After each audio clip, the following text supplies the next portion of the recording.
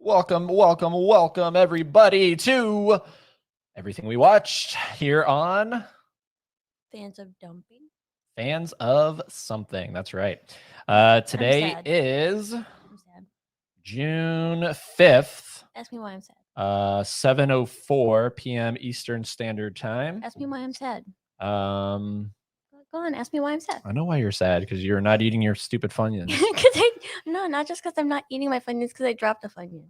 Can you speak up a little louder? I said it's Thank not you. because I stopped eating my Funyuns. It's because I dropped a Funyun on the ground. Very good. She dropped a Funyun on the ground. That's never fun. But we are live, so you don't watch newscasters eating on camera. So, but we're different. We're not like them, are we?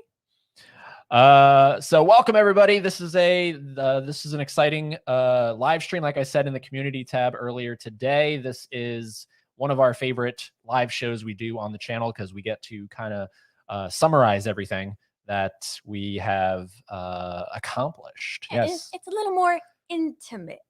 Yeah, there are definitely accomplishments, because when you watch as many movies per month as we do, you start to really realize you go on a bunch of journeys.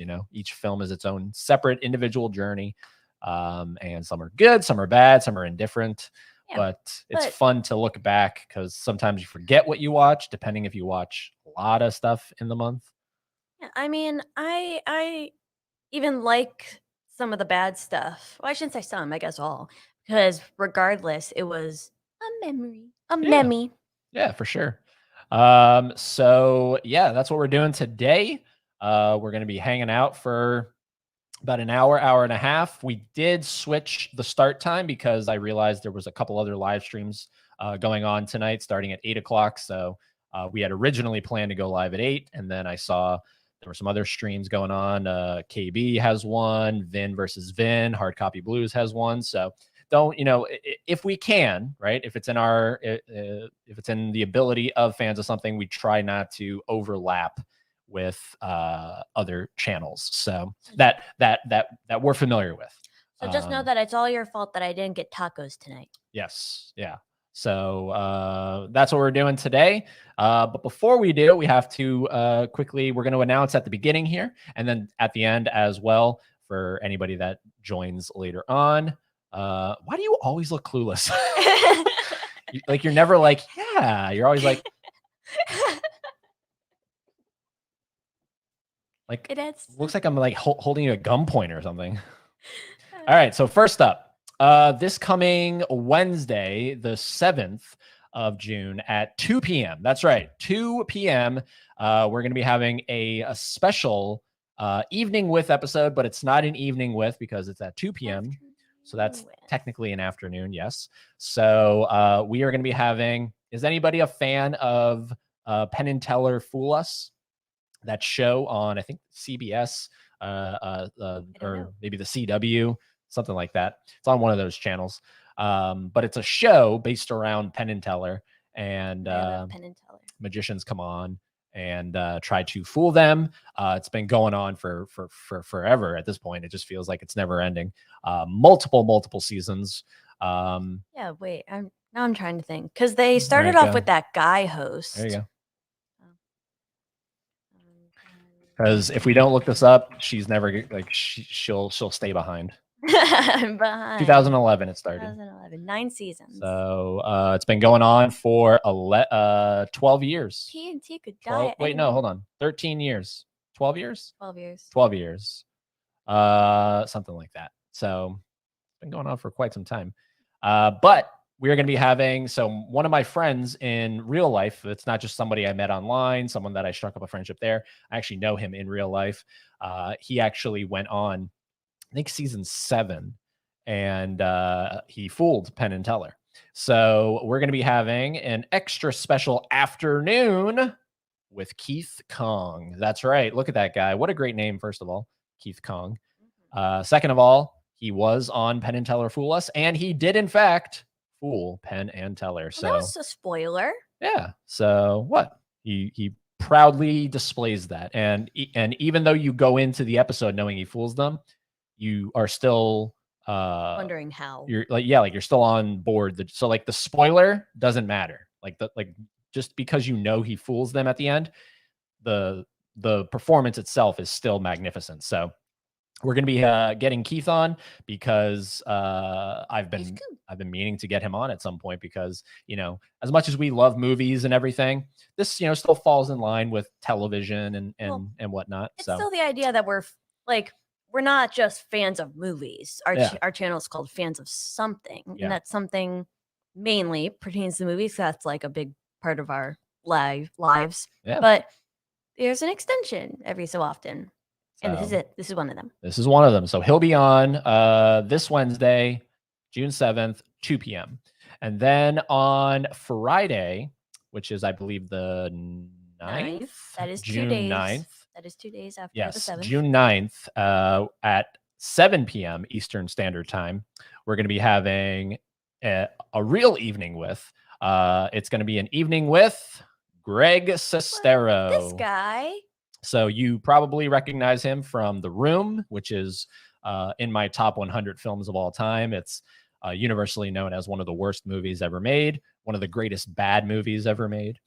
Yeah. You also might know him as the author of The Disaster Artist, which in turn got turned into an A24 film starring James Franco and Dave Franco, also directed by James Franco.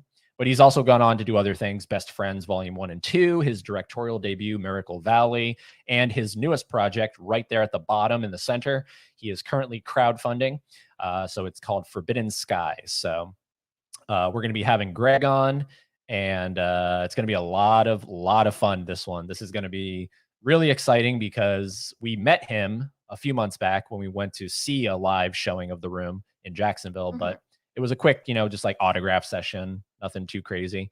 But this is going to be a lot of fun because we'll get to follow up with that. And all of you can ask as many questions as you want, any kind of questions you might have.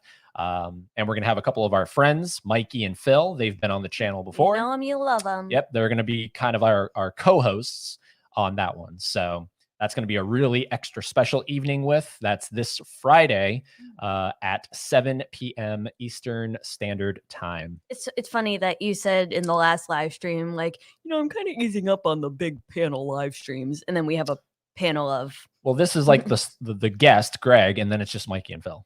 Yeah, it's just those guys. Yeah, they're not special. So... They're just guys. Yeah. So, and then that's the two upcoming live streams that we have. So we're live tonight, Wednesday and Friday. So that's the schedule for this week. And of course, any other videos that may or may not drop. You never know. And before we get into the show, as you may know, here on the channel, we have a goal every month. Anytime somebody super chats in, there's some sort of incentive at the end of the month. And last month and this month, every dollar donated to the channel is greatly appreciated, first of all. Yes. And second of all, every dollar equals one push-up that I have to do at the end of the month. So currently we are at, and I even made a graph, currently we are at 5. Okay. The record to beat is 40. And the goal for the end of the month is 50. So we're currently at 5. We have to go all the way up to 40, and then we're trying to get 10 more up to 50. Can we do it? Can we do it? If for no other reason than this graph. I'm trying to figure out the graph. What do you mean? What's there to figure out? So there's 3 bars in the middle. Yeah. So those could be 10, 20, 30, 40. But see, now the proportions of the graph wouldn't match that. Okay, get off your high horse. Look at the graph. Look at the arrow going up. Okay. Look at the bicep that you don't have. Look at that. That's what I'm trying to get. So come on, everybody, give me that bicep. And we're currently at 5. The record to beat is 40, and the goal is 50.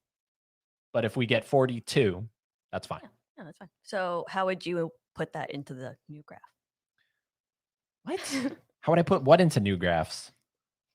Your graph. I see some flaws in your graph. Whatever. While I was making the graph, what were you doing? Making something that's super No, you were secret. That's what you were doing. You were going. No, I was not. Yeah, you were. I could hear it from the room. No, not. So that's what's going on, everybody. Hopefully you're enjoying it. Hopefully, if for no other reason, it's entertaining to you.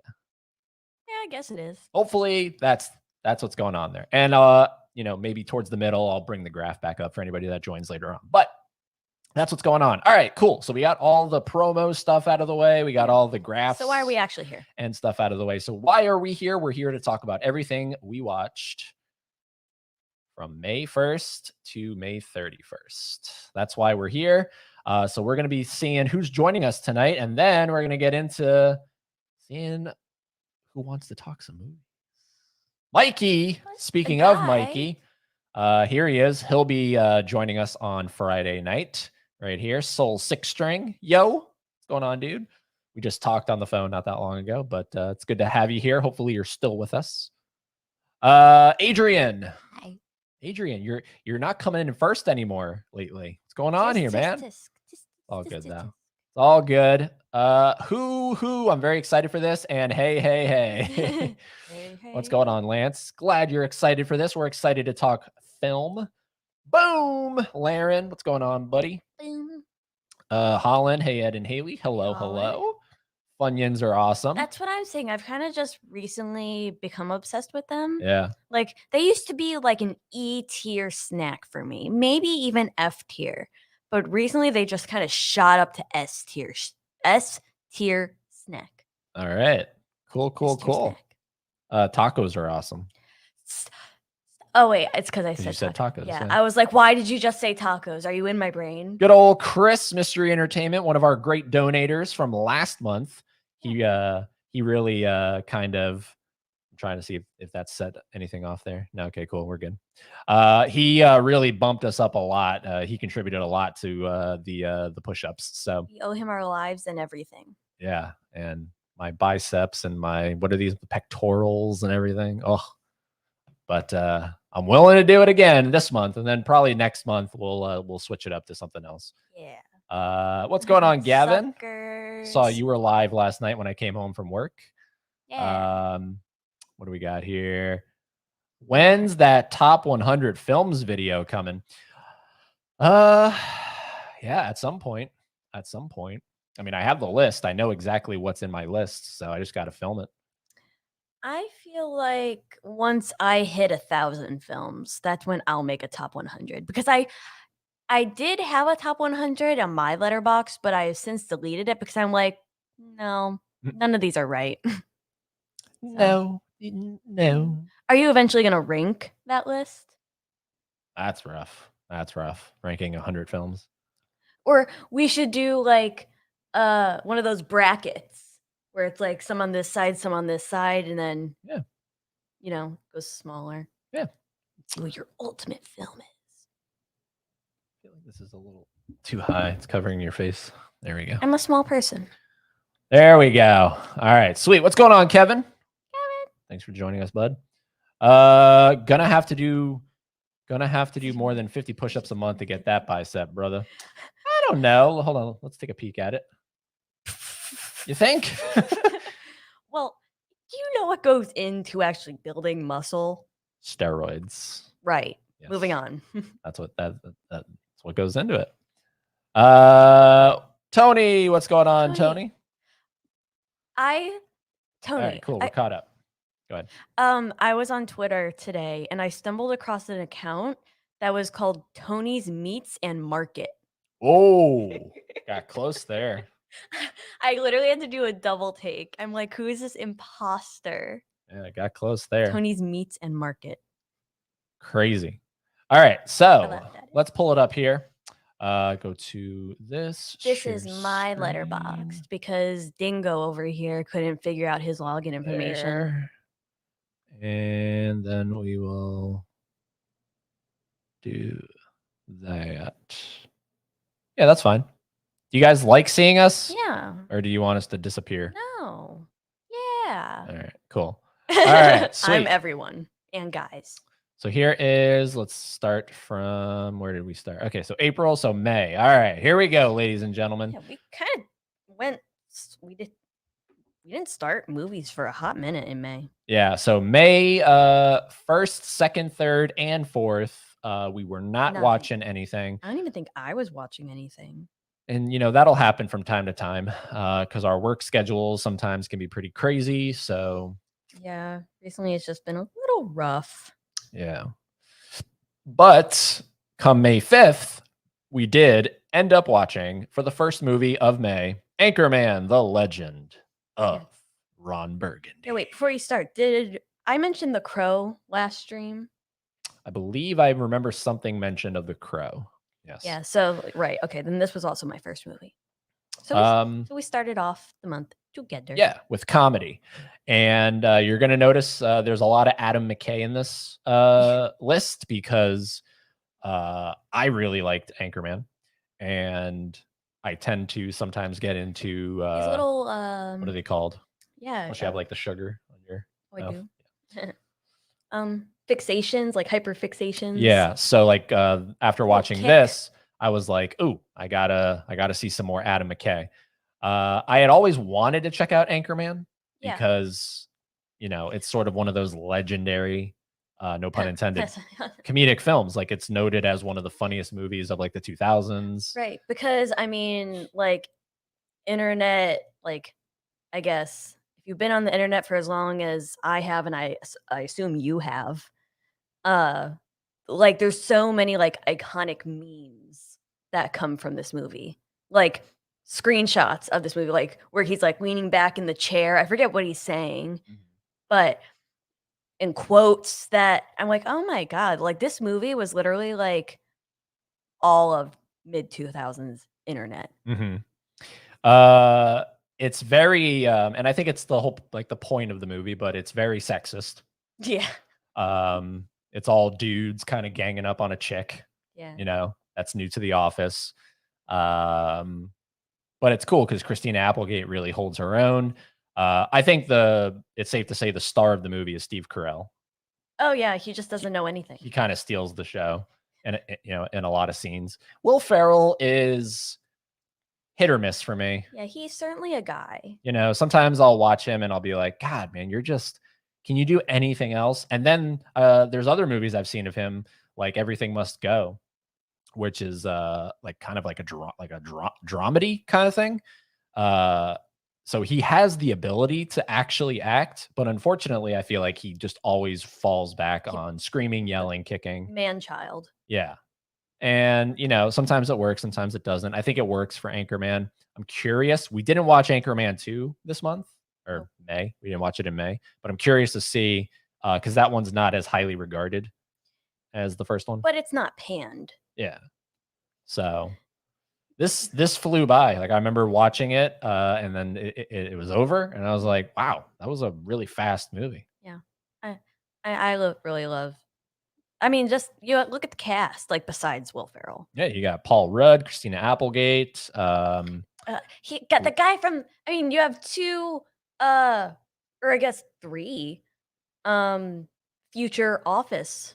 Yeah, and Will Ferrell was in The Office for an episode or two. Wow. And then, of course, there's endless cameos. You have Ben Stiller in here. You have Owen Wilson, or no, not Owen Wilson, Clive Wilson. I remember one of the Wilson brothers is in here. I remember we were going like each scene. It's like, why are you in this movie? Yeah, it's funny. Yeah, there's like random moments where they're like fighting. Like, you remember there's like that whole battle scene? Yeah. It's just like arms get cut off. And then I think they make Monty Python reference there too. It's wild. It's highly recommended if you've never seen Anchorman. It's funny. If you like stupid comedy, it really is funny. Yeah, it's definitely. It's not a smart film by any means. So turn your brain off and just laugh. God damn it. Laugh. God damn it. Following that, so May 7th. So we skipped the 6th. We went to the 7th. Yeah, we did do a lot of comedy because I think I remember saying at the beginning of the month, I was like, let's watch some other stuff other than just endless horror. Speak like for yourself. We watch a lot of horror. So let's kind of broaden the horizons. So we kind of went on a comedy binge, which is funny because you like this one. So you like two of them. So I don't know why you're booing. But because you're like, ew, horror, not today. Yeah, no, and I could take horror any day. Not today.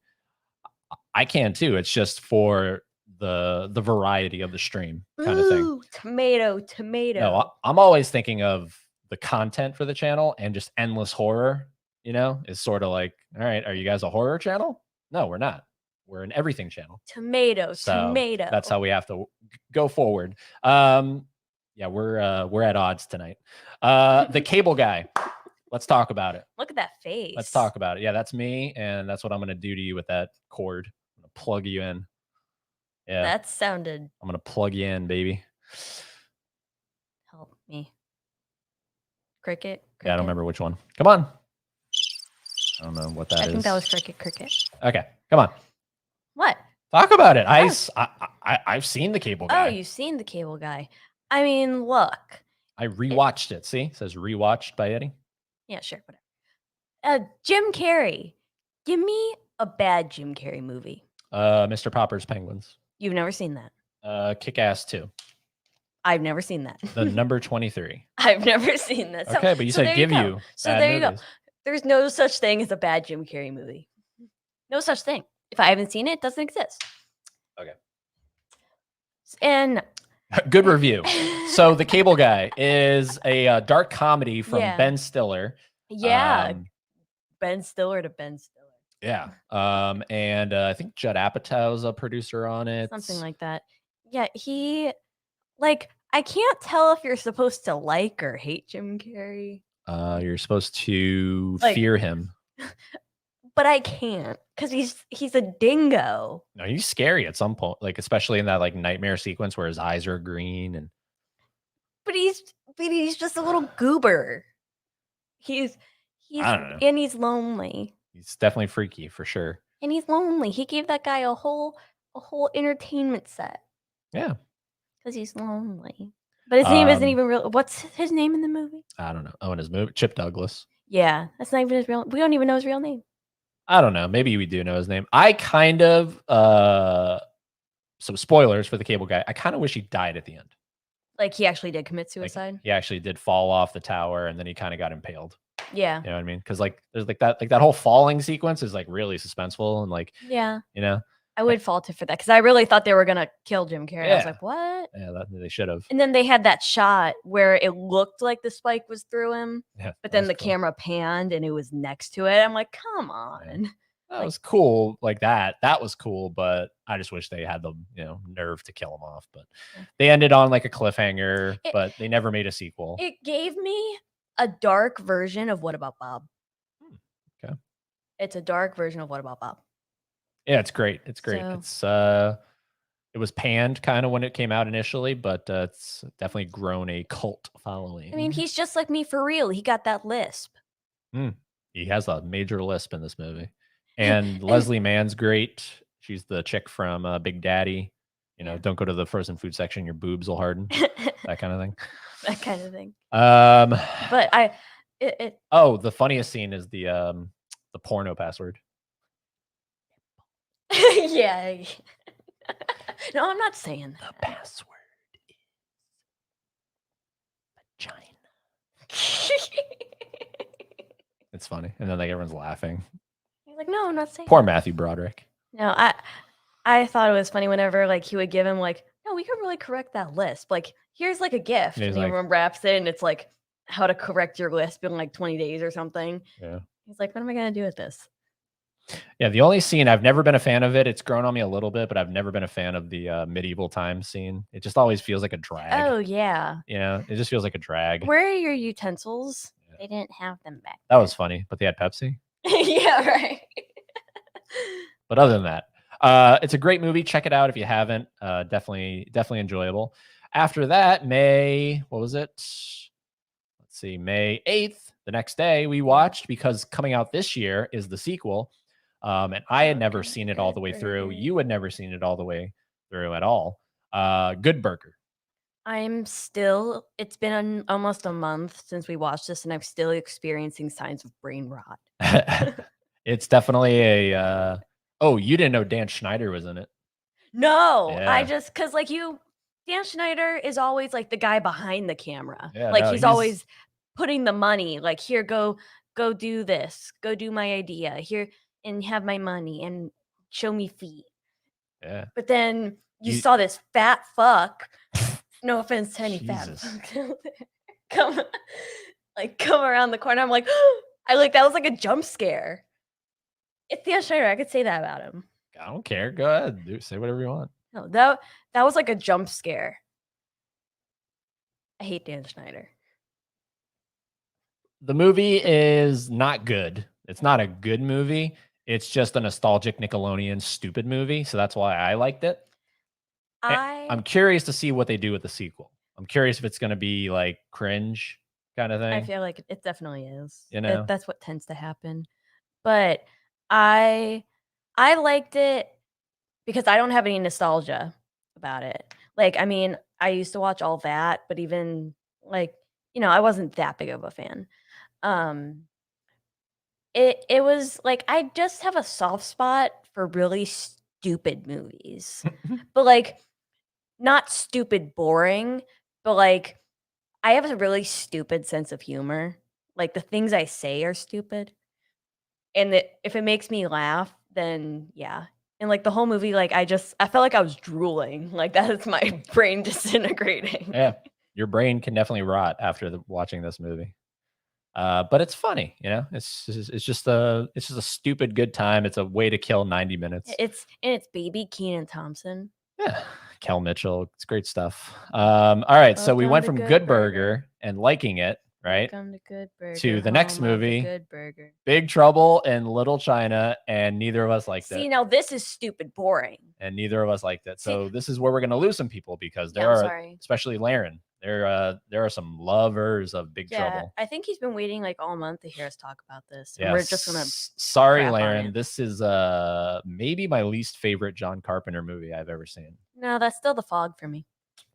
Still The Fog. I couldn't get into it. I have to show you The Fog.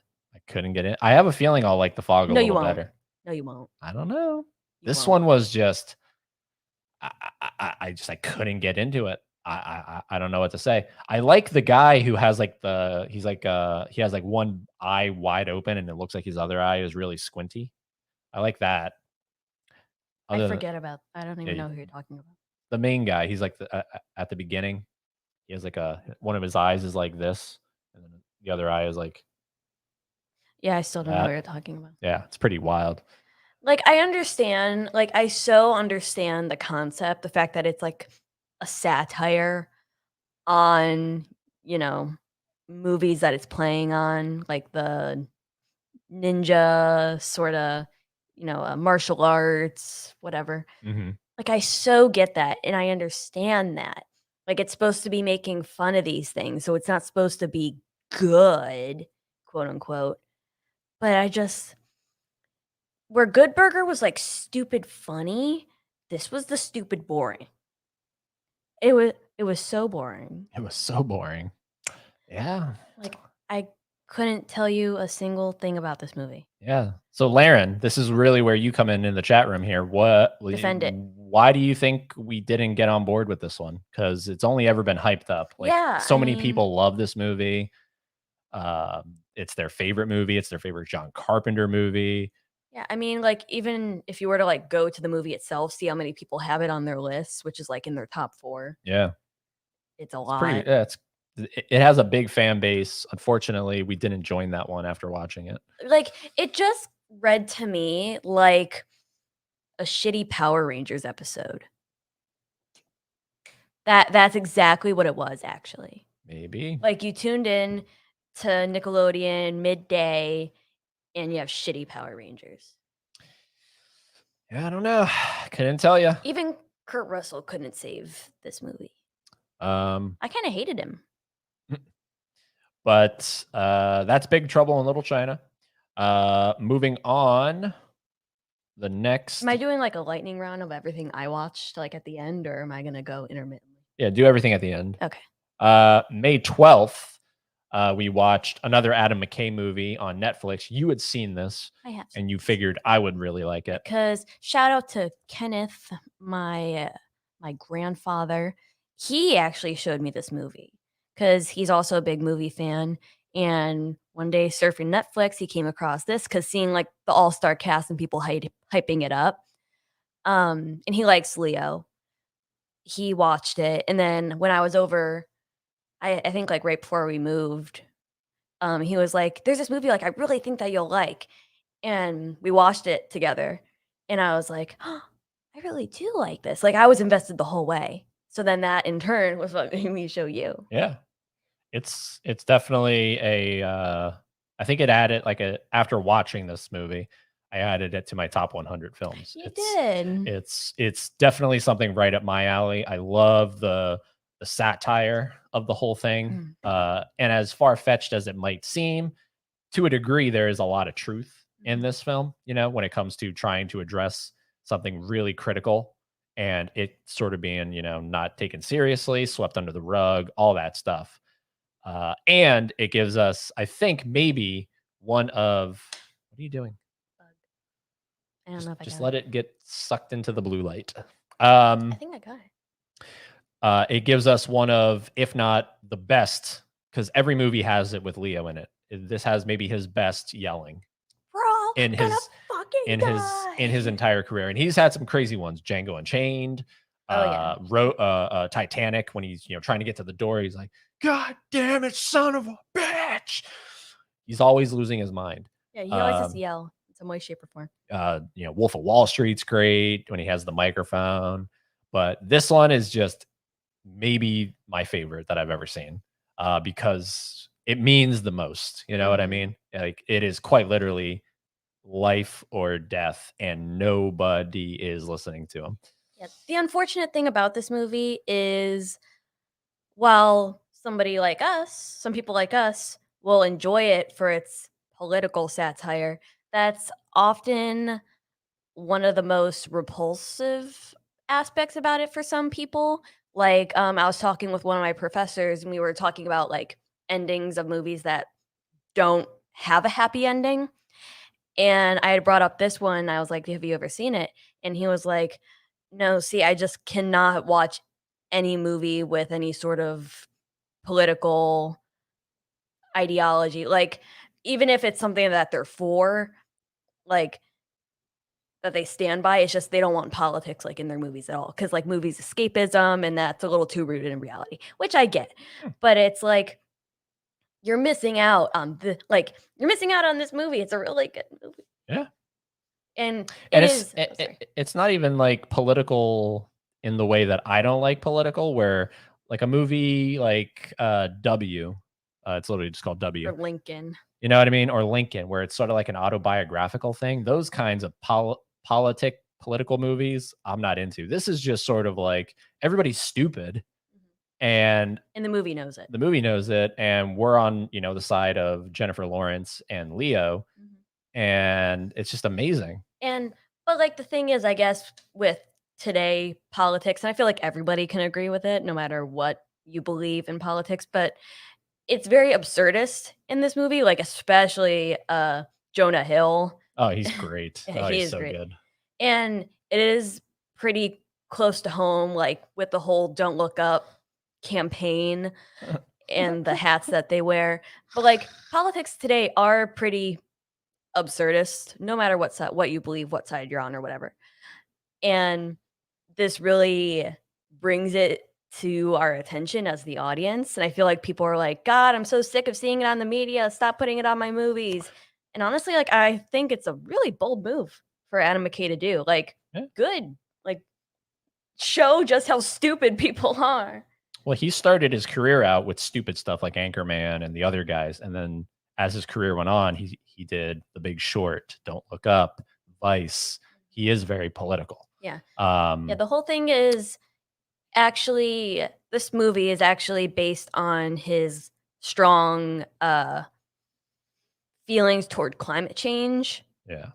and how And the that's obviously why he yeah, got Leo, because Leo is right. the most adamant celebrity when it comes to climate change. You look at his Instagram, it's nothing but climate change stuff. No, like every once in a while he'll promote a movie, but Yeah. that's all he talks about on his stuff. So that's why he got Leo. This movie is, I can't recommend it enough. And Meryl Streep is president, come on. Meryl Streep as the president. And Jonah And Hill is her son. again, we'll talk spoilers for all these movies. The world literally ends, and I love, like, it's stuck with me ever since. when they're all gathered around the table and the asteroid's about to hit, or maybe it did already hit and they're about to feel the waves. But I think Leo says it, and he said something to the degree of, you know what, we actually did have everything. Like, and then that's it. And then it's just, well, I wanted to show you this movie, not even because of like all the political stuff, because part of me was on the fence. I'm like, maybe he's not gonna like it because like I know that's two different political types of movies, but part of me was like, I don't know. oh, But then I wanted to show you the movie purely for that ending. Yeah, I love it. Because ballsy. Yeah, like just it killing the earth. Yeah, and like because you expect there to be a happy ending, as all movies, tend to. I mean, it does technically end happy because the people do get to a different planet. But not the good people. You know what I mean? Yeah, like all the bad people. And now they're all on this other planet that's like full of these weird creatures. And then it cuts back to Jonah Hill and he's the last man on Earth. And that's funny. Yeah, that is funny. Anyways, we could talk. Go ahead. I was just going to say, like, about that ending scene. Like, it really stuck with me because, the world's ending. It's getting closer, the meteor. And they're all sitting around this table. And I'm just thinking, what the hell would I do? Like, I mean, I guess I wouldn't do anything different. You couldn't do anything. Like, they're trying to eat and like they're cutting their food and trying to drink their wine and the house is shaking. Yeah. And they're all just trying to make small talk. And it's like, God, it's such an impactful ending. It is such an impactful ending. And that's why I love that line that Leo says, we really did have everything, because like everybody around them is all focused on new technology. And then there's like a great scene where it just shows everybody talking over one another, like all around the world, kind of what we're doing right now. Just everybody talks, but there's a freaking meteor coming and it's going to literally kill all of us. Okay. It also has a banging song to go with it. Yeah, Ariana Grande, Kid Cudi. All right, so we went from that phenomenal film, and then you recommended this piece of shit because stuff. Look at it. How can you see a cover like that and not go, oh my God, talk about a high and a low. Yeah, Christ. But look at it. Just look at that. IMO, in my opinion, I think that's a phenomenal poster. You think it is phenomenal? Like, I mean, just change the color of the stuff to like maybe a blood-like color. I understand its purpose, but like me being in 2023, I'm like, that's a little suggestive. But yeah.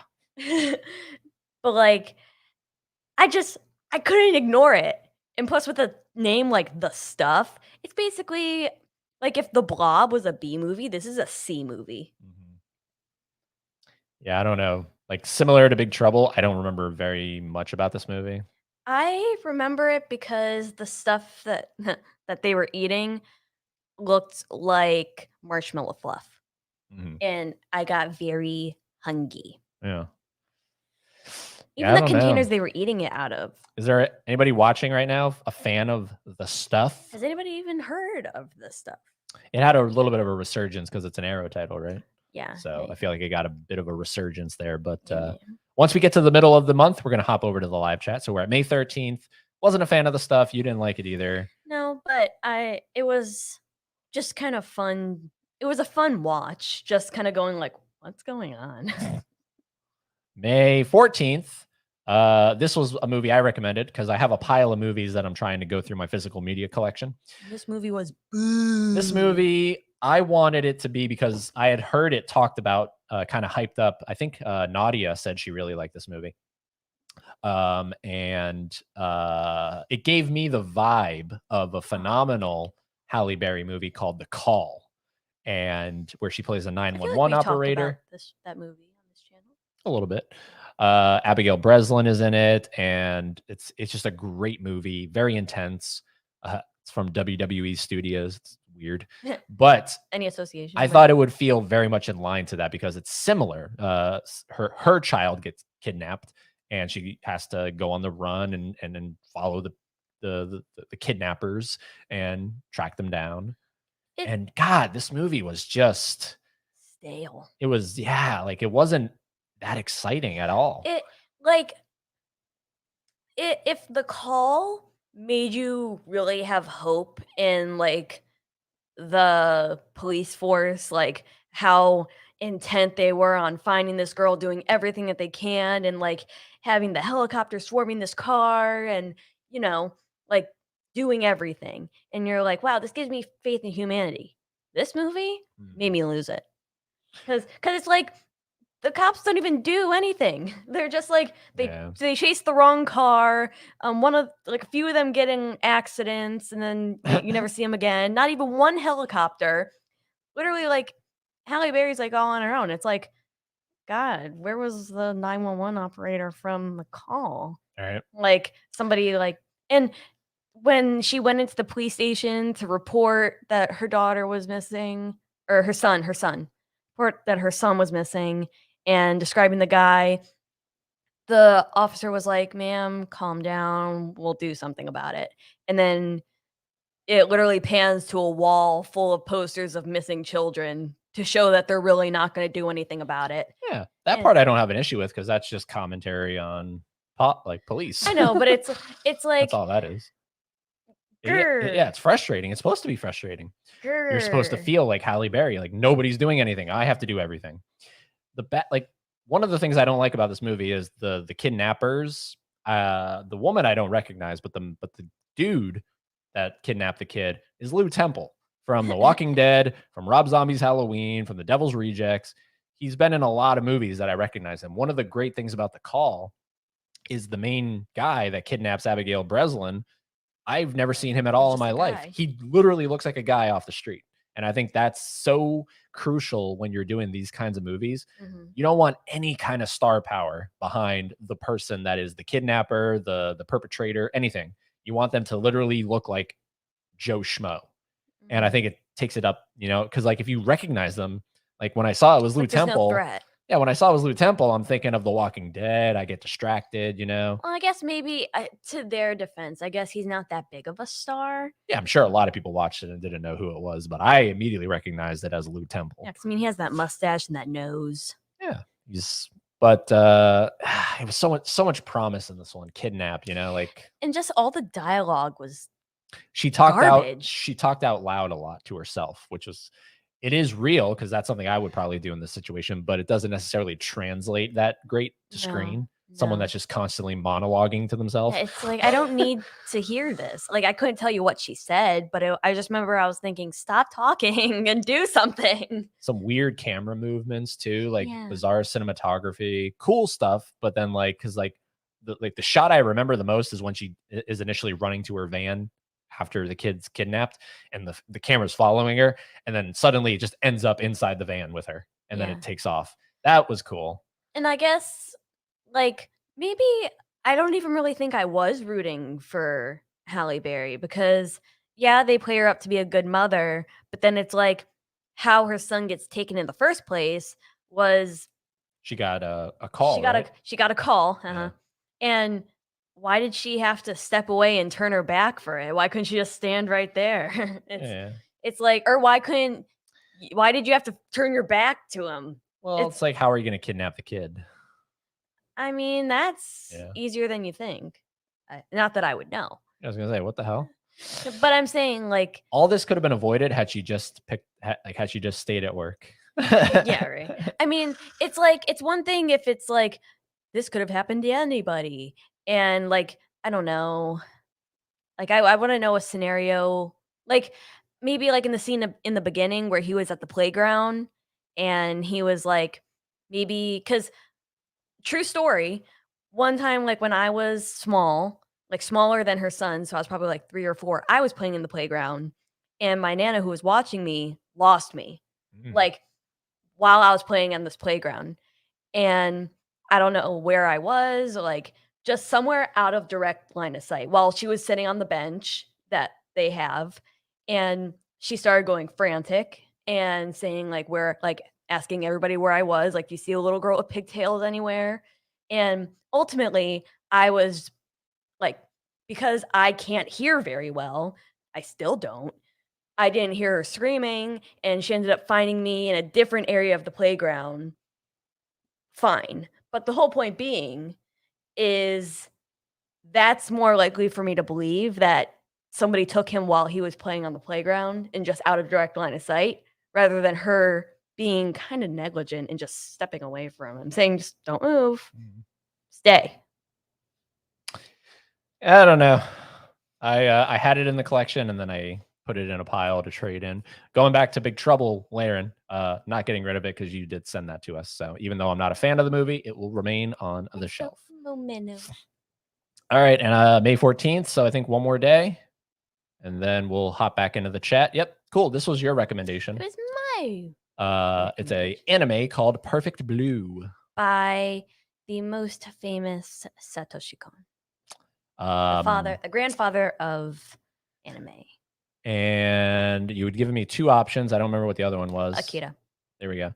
And this one sounded more interesting to me. No, the runtime sounded more interesting. That was definitely helpful. This was definitely a lot shorter than, what was it, Akira? Akira was like 2 hours. This one was like 1:20. Yeah. So that was helpful. And you know what? It turned out to be a pleasant surprise. It is very much, and I found out later it was directly compared to it, but even during it, I was like, wow, this is very much like Black Swan from Darren Aronofsky. You said it also has like Requiem for a Dream. Yeah. So I think there were rumors that Darren Aronofsky got the rights for this movie to either do a remake or to incorporate it into Black Swan, but I think that's just a rumor, or maybe there's some truth to it. I can't remember. Perfect Blue, Black Swan, Blue, Black, Black and Blue. I don't know. Yeah, I liked it. What's it about? In case anyone hasn't like I don't know how to describe it. In case anyone hasn't seen it. Basically, if you know anything about like Japanese culture, there's like they are very big on like pop music, pop stars, especially like in the female like range, like pop idols. So the main girl is in a pop idol group and she retires to pursue an acting career. But while in her idol group, there's this guy who has become sort of obsessed with her, and having found out that she is retiring, gets sort of distressed about it and kind of goes for a sort of revenge against her, saying like that's not the real her. So it's this girl trying to find herself, like this maybe late teens, early 20s year old girl trying to find herself, what she wants to do with her life, and, finding herself along the way, while this really creepy stalker guy is trying to invade that life of hers. And he goes on and like makes this blog detailing like every single little detail about his life, and it's eerie. It's really eerie. Mm-hmm.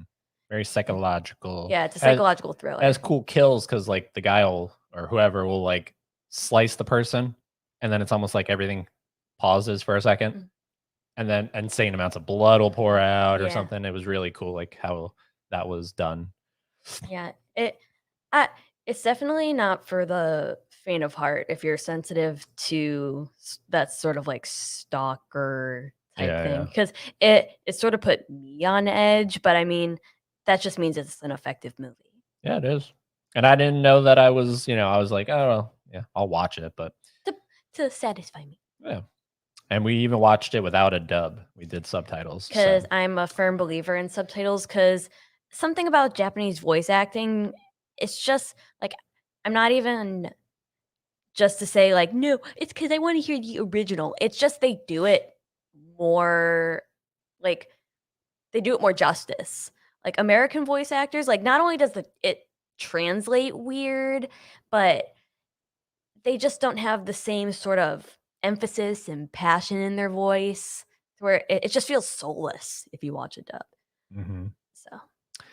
So there we go. That is everything up to the 15th, and then we're gonna pause here. We're gonna hop back over to the chat, see what's going on there, and then we'll resume from the 15th onwards. So let us see what is going on in the chat room. For those curious, I've been drinking a strawberry margarita this whole time. All right, here we go. Letterbox is annoying me. Won't let you share your reviews to your story on Insta at the moment. Yeah, I know Letterboxd has been having some problems because I tried adding a movie to my watch list the other day and it just wouldn't load anything. And it was said something like an internal server error. And I haven't checked if it's been fixed, but I guess it is. Luke Wilson, there we go. Anchorman, so stupid it's funny. Exactly. Cable Guy's underrated. I've absolutely loved the Cable Guy since childhood. When that spider runs across his face. Is that in the Cable Guy? I don't remember that. When that spider runs across his face. Hey yo, Cables and Burgers. Oh my. Or maybe that's in Good Burger. I don't know what you're talking there. Hey yo, Cables and Burgers. Oh my. What's going on, Nadia? Why can't I remember? Yeah, right. Rock music. Hello. Welcome. It's the Strawberry Margarita. I love stupid movies. I love stupid movies. You should watch Basketball, Haley.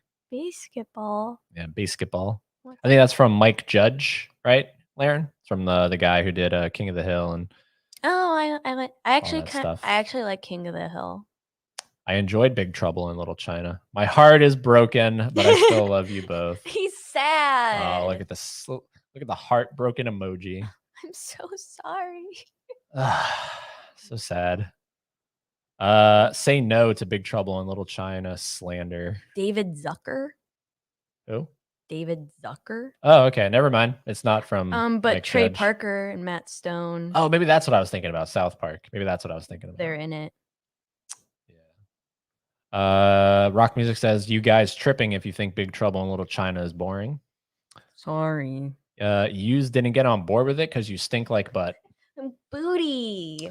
Maybe the hype had the opposite effect on you. Unbelievable that you describe it as boring. Not. Why? Did I say it was boring? I said it was boring. Yeah, I don't necessarily think it was boring. I just couldn't get into it. Well, I guess in turn that would mean it would be boring.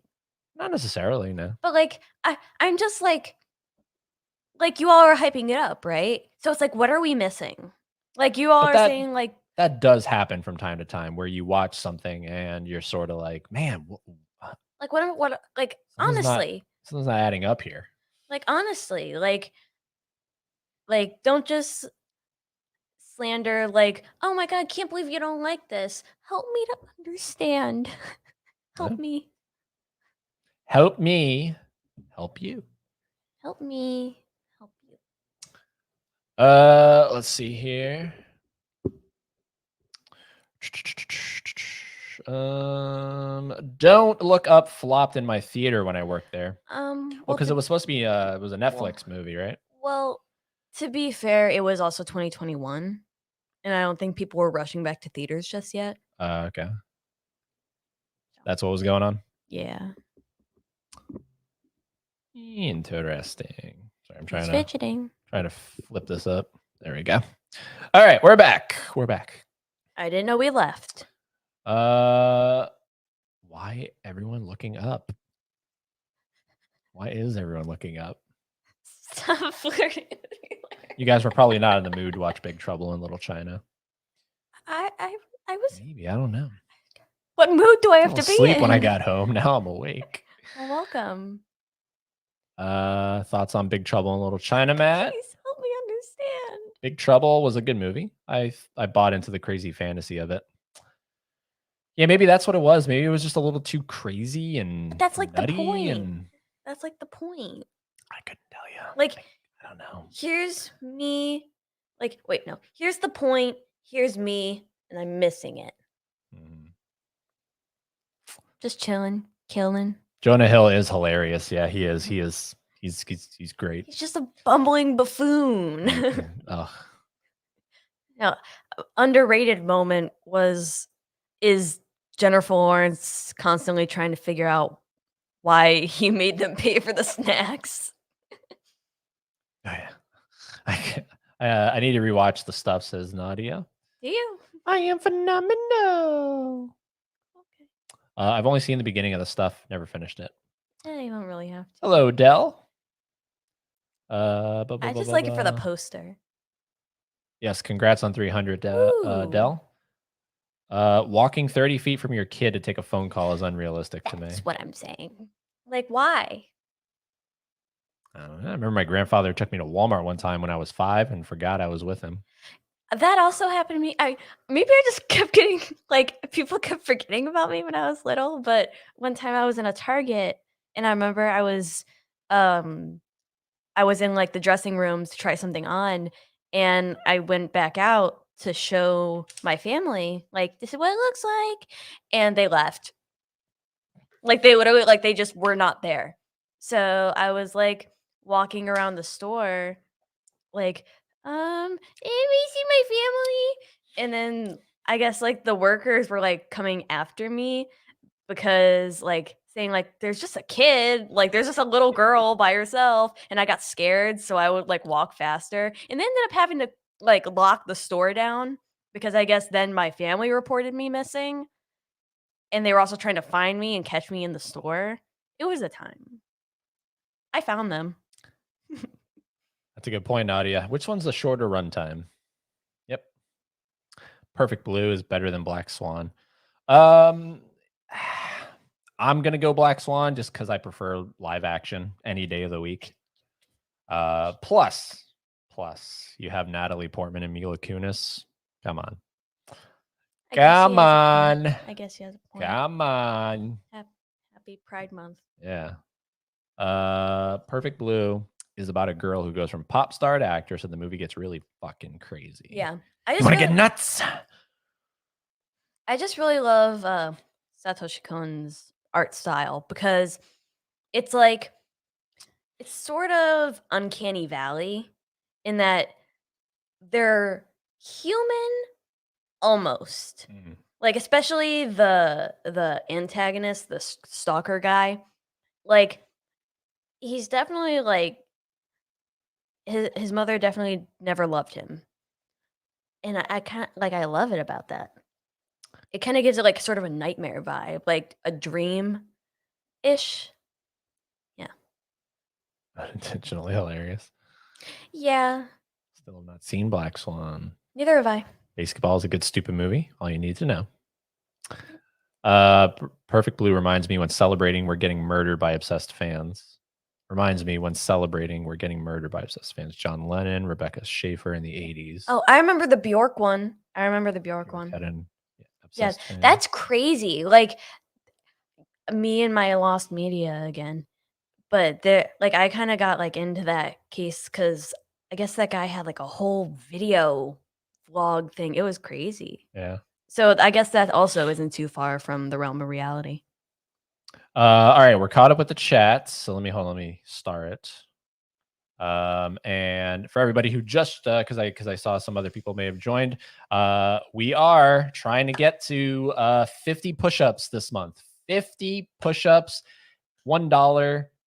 Every dollar donated through Super Chat equals one push-up. One money, one push. One money, one push. We're trying to beat 40. We're trying to get to 50. We're currently at 5, thanks to Cody over at Dude Who Loves Movies. He donated 5 last stream. 5 money, 5 push. Yep. So that's what we're trying to do. If for no other reason, look at this graph.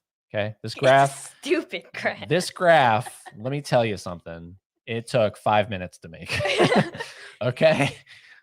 You took a graph off Google. You clipped the white out. Okay. All right. Hey, you know what? I think it looks pretty darn good. What do we think of this graph? It doesn't even make sense. Like the bars don't even like like they look like they increase at a constant rate, but they don't.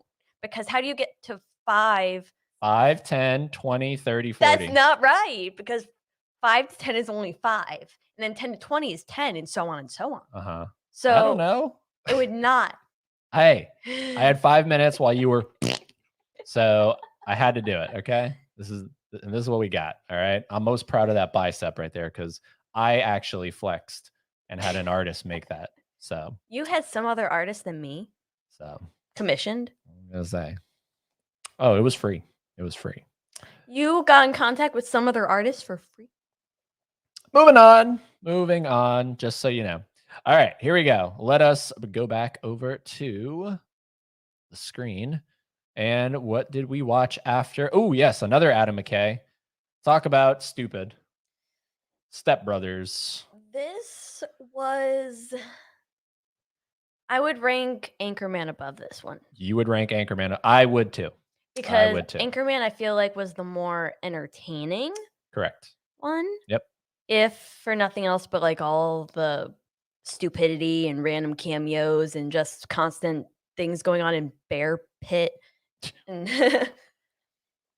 but it was still funny. Yeah. Like, if any, like, just because of how self-aware it was that 2 40-year-old men were still living at home and they really didn't want them to live at home, but they couldn't handle not living at home. And it's got a great, like, the mom and dad, Mary Steinberg, the mom from What's Eating Gilbert Grape, and Richard Jenkins as the dad. Just great stuff here. They're good. Just great stuff here. Yeah, it was good. It was good. It's definitely bottom tier Adam McKay for me. I think the funniest scene was when they were selling the house and they were having new people come in and see the house, like, for a showing, and they would increasingly do dumber and dumber things. Yeah. Like, to try and get them away, like, to scare them away. Yeah. Like, I mean, like, stupid, kind of offensive, but stupid nonetheless. Almost looking like someone got murdered. And then he was dressing up like the KKK next door. Like, right. howdy, neighbor. Yeah, that was, yeah. Yep. I had always heard a lot about this movie, so I was interested to check it out. It was like $5 at Best Buy on Blu-ray, so I was like, whatever, I'll pick it up. And it's staying in the collection because I do like it quite a bit. Yeah, no, it was, in just seeing, like, again, Will Ferrell's the man-child. But just, like, they're children. Like, how he's never gonna be my brother. It's like Billy Madison times 2. Yes. Yeah. Yes, I feel like the 3 of them would get along swimmingly. Yeah. But then, That'd be like, a cool crossover. Yeah. But then it's like, what's your favorite dinosaur? Yeah. Oh, what's your favorite dinosaur? Stupid. We're best friends. Why didn't you tell me this before? I think one of my favorites is when they assembled the bunk beds. Yeah. Will Ferrell got crushed.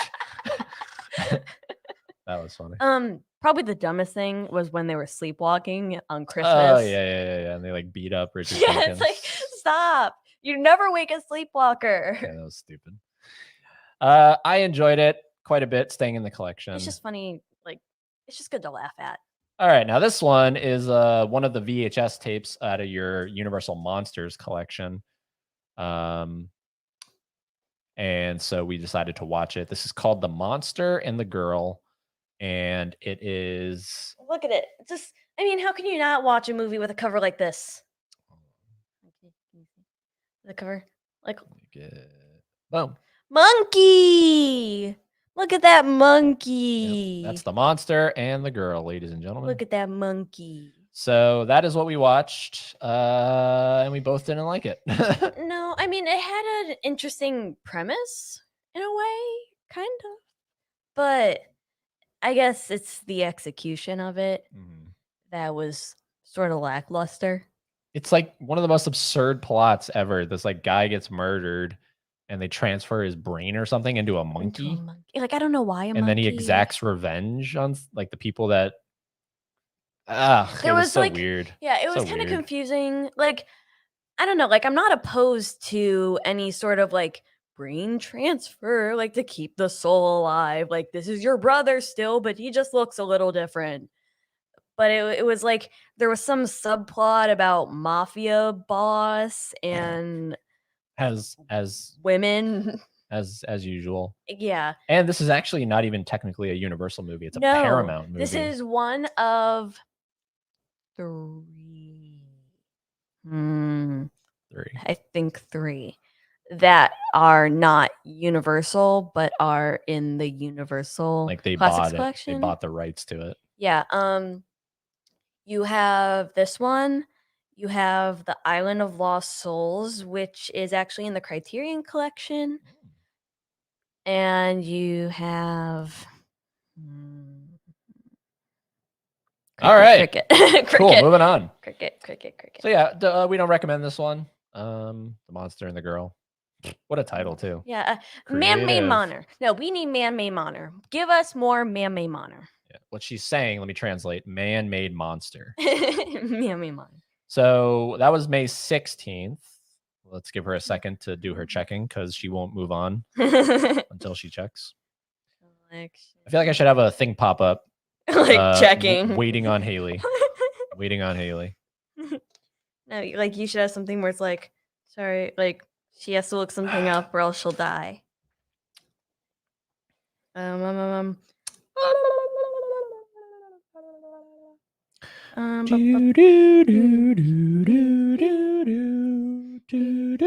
can't do it with me. What are you doing?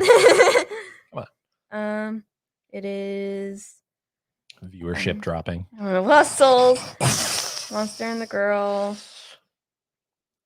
I don't think they care. Shut. I really don't think they care. Shut up. No, actually, wait. That might just be the two. All right. Monster and the Girl. No Lost Souls. Okay, it's just those two because I'm stupid and I'm dumb. May 16th is when we watched that. Then we went from the 16th to the 23rd. We didn't watch anything. From the 16th to the 23rd, collectively, we did not watch us together anything. And then the day it came out, it's a Lionsgate Steelbook. It came out May 23rd. So we watched Kank. Kinker Store. Yeah, we call it Kank. Kank. With Jason Statham. And I had always seen bits and pieces of this movie, but I'd never seen it all the way through. And it's so not an action movie. Like it is an action movie. It's so not a movie. It is an action movie because there's a lot of running, but that's literally all it is. It's just Jason Statham running around. He's not actually fighting, shooting. Like there's a couple moments of that, but it's just him running and like banging his girlfriend in the middle of a street and trying to keep his adrenaline running. It's unique in that way. And you liked how he'd be running and someone he's talking to is like on a street sign or something. He'd be like on the phone with somebody. And instead of, just having like a side by side, like how some movies do, or not having anybody at all, just like hearing it through the phone, maybe they would put the person on the other line, like either like sort of transpose like onto a wall or maybe like on the street or in a mirror, something like, so whenever he was on a phone call, I'd be like looking, I'm like, where are they? Where they put him? And I thought that was neat because I've never seen something like that before. Yeah. It's a cool plot. It's cool aesthetic. I do want to see the sequel, High Voltage. Hopefully that gets a Lionsgate Steelbook. Like how fucked do you have to be to get in the same scenario twice? Yeah, I don't know. I don't think it's exactly the same. I think it has something to do with he has to keep getting electrocuted. That's why it's called High Voltage. Oh. It has something to do with electricity. Like how do you get this fucked twice? Yeah, it's so absurd, but he falls out of a helicopter at the end and lands and lives. Right. Naturally, as one does.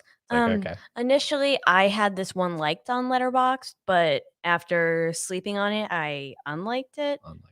I had liked it initially because just like how like the cinematography I really liked, how it was very like because it was supposed to be like high adrenaline. There was never a still moment with the camera. The camera was never still. Either it'd be changing shots or moving around or something crazy would be happening, like I said, with the phone or something on camera or like the graphics, whatever. So I really liked it for its artistic sort of take, but I unliked it because I'm like, could I see myself watching this again and like recommending this to somebody? And then I thought, Jason Statham banging your girlfriend in the middle of the street, ruining some guy's day in a bathroom, Chinese poison. And I was like, no, it's kind of dumb. Yeah, it's definitely like I remember when this movie came out. So anytime I watch it, it takes me right back to that mid 2000s MySpace era, all that stuff. Yeah, it's very nostalgic in that way, but I'm only keeping it in the collection because it's a Lionsgate Steelbook and I collect those. Otherwise, I would not have it in the collection. Great Steelbook, though. Very good. Yeah, like you take the slip off and it's his skeleton. Then on the 24th of May, we watched Brendan Fraser's The Mummy. Why is this so panned? Maybe by critics. It's definitely a big fan following. Yeah. This one and the next one. The third one is the panned one. Spoiler alert, he didn't get his coffee. Yeah. This is it's just a lot of fun. It's an updated Indiana Jones adventure. I just like Brendan Fraser. He's Fraser. great. He's very charismatic and just commands anytime he's anytime cute. and And he's cute. anytime he's on the screen. Great set pieces. My favorite is when they're like in the airplane or in the helicopter, whatever. It's the airplane, and they're like running from. There's like that cloud thing behind them, or there's like something behind them, like giant, massive, like a sandstorm or something, and they're trying to escape it. It's really cool. It's a great scene. This might be a hot take, but if you were to give me 2 movies and you had to tell me I could only watch one, like what, like for the rest of time, I guess. And the 2 options were The Mummy, 1999, and The Mummy, 1933, or something like that. I would pick Boris Karloff. Yeah. Because while this one is more like high volume, Brendan Fraser's one is more like high volume, like there's more to it, there's more substance. In terms of the source material and like the creepiness, if I want to watch because I'm more of a horror fan, right? Boris Karloff is creepier. Interesting. So I would watch the original one because it gives me more of the goomies. Okay. And just like the whole idea of like, just like how it's portrayed, the long lost love, like I'm reincarnated thousands of years later to, finally be with the one I love for the rest of eternity. And I just felt more was at stake with the original. Like this guy. No, I didn't even understand him. I would definitely watch this one. I know you would. I wasn't a fan of the Boris Karloff one. This one is actually, I think, terrifying because it shows the mummification kind of process, like them wrapping them and putting them in. It's like, oh, geez, that is terrifying. That's a horrifying way to die. Yeah, no, I like that. But like just Boris Karloff's face. Yeah. And I like the aesthetics of the original. But you did like this one. I did. But I'm saying, like, if I was pinned up against those 2 and I could only pick one and I had to throw away the other one from the rest of my life, it would be this one. Yeah. So that was the 24th. And this was my recommendation. The 26th, she had seen The Devil's Rejects. I had never seen The Devil's Rejects. This is the follow-up to House of a Thousand Corpses, which is the only one you had seen. Yep, from Rob Zombie. And my favorite Rob Zombie movie. This one. Yes. Yeah, it's if you like Rob Zombie, you'll like it. I liked it. I like Rob Zombie. But why did you like this one and not House of a Thousand? Why do I like this one? Yeah, because it's the same. It's in the same trilogy, same universe. Yeah, it's more of a, I don't know. It's the first one is bizarre. It's very, to me, very incoherent. It's just a weird movie. Like I can't describe it. It seems like it's just kind of loosely put together kind of thing. This is more of a cohesive kind of, I can follow it. I understand what's going on kind of thing. Also, the soundtrack on this movie is banging. Yeah. Banging. The soft country rock. Yeah. Leonard Skinner. Yeah. I enjoyed it for what it is. Freebird at the end. But following that, we did double the same day we watched 3 from Hell, and this is my favorite of the trilogy. Yeah, this is the one I like the most. Really? Yeah, I told you that. It goes in descending order. 3 from Hell, Devil's House. You did. Yeah, 3 from Hell was my favorite one. Mainly because they got rid of, and because he died in real life, but I'm not a fan of Sid Haig. I'm not a fan of Sid Haig. Stop the presses. I find him repulsive. I find him, and that's the point, but doesn't mean that just because that works for the movie doesn't mean you're, a good actor or you're you should. You think I'm fucking funny? God, he's just, you like clowns? Yeah. So I'm happy that Rob had to replace him with somebody, and they chose the guy from Barbarian. Yeah, the kidnapper guy from the 50s in Barbarian is the main new guy in 3 from Hell. Yeah, a brother or something. Yeah, of Otis. Yeah, or like half brother or something. Something like that. Yeah, I'll give him that. Like if they had replaced him with somebody not as good, I would be more Yeah, he was offended. great. Yeah, he was really good. Yeah. Still a sleazeball scumbag. And I liked how it kind of like took place in Mexico. It takes place in Mexico. Yeah. Like for about a half. Yeah. Like that was really cool. Like a nice change of pace. Yeah, it's also again oddly rooted in reality. Yeah. In that, like, if the original's like not the original, if Devil's Rejects supposed to be like in the 70s, in this one 10 years later, we're like in the 80s. And you have like because I was really interested in how exactly they would continue after Devil's Rejects. This actually came out on my birthday in 2019. Um, so I would been excited, like I had been anticipating this, but I never got to see it in theater. So because in Devil's Rejects, it looked like they died, and spoiler, for an almost 20-year-old movie, and so in this one, they got caught, barely survived, went to prison, and the whole opening sequence I actually really, really liked because it's people who are like, murder them, kill it, like hang them, like do an old fashioned lynching. And then you have people who are going like bananas over them, like they did nothing wrong. We love them. And it's like, this feels a little too real. Mm-hmm.